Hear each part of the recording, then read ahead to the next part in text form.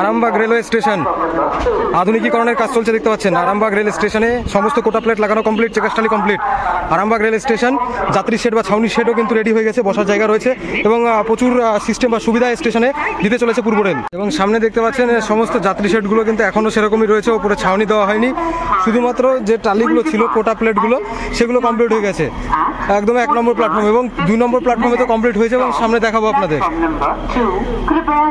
আর এই হচ্ছে আরামবাগ রেল স্টেশনের 1 নম্বর প্ল্যাটফর্ম, পাশে 2 নম্বর, এবং এটা হচ্ছে ট্যাম্পিং মেশিন, ট্যাম্পিং টুলস, যার মাধ্যমে সমস্ত মানে আর কি স্লিপারের মাঝে পাথর গুঁজে দেওয়ার যে কাজ, সেই ট্যাম্পিং মেশিন দাঁড়িয়ে রয়েছে আরামবাগ রেল স্টেশনে। লাইনে কাজ চলছে এবং এর আগে দেখেছিলেন এখানে কিভাবে প্লেটগুলো রাখা ছিল, সেগুলো পুরো কমপ্লিট লাগানো, দ্রুত গতিতে কাজ চলছে।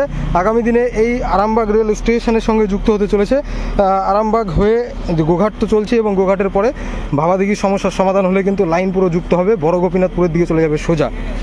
এই দেখতে পাচ্ছেন 2 নম্বর প্ল্যাটফর্ম, যাত্রী শেড নির্মাণ হবে, সামনে ফুটওভার ব্রিজ রয়েছে, আরও প্রয়োজন রয়েছে। সামনে আসছে হাওড়া আরামবাগ লোকাল, এবং এটাই কিন্তু 2:50 আবার আরামবাগ হাওড়া লোকাল হবে।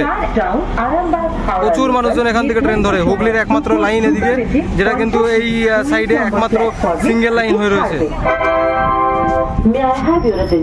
আরামবাগ রেল স্টেশনের 1 নম্বর প্ল্যাটফর্মের বাইরে ওদিকে রয়েছে টিকিট কাউন্টার।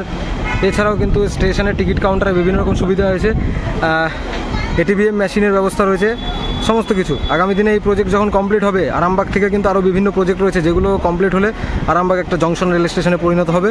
সেই দিন খুব বেশি দূরে নয়, বিষ্ণুপুর তারকেশ্বর প্রজেক্ট পুরোপুরি কমপ্লিট যেদিন হবে, এবং সঙ্গে ডবল লাইন প্রজেক্ট, এবং তার পাশাপাশি আরামবাগ থেকে যত প্রজেক্টগুলো রয়েছে চারদিকে, তাহলে কিন্তু ডাইরেক্ট আসা যাবে বিভিন্ন সাইড থেকে আরামবাগ রেলওয়ে স্টেশনে।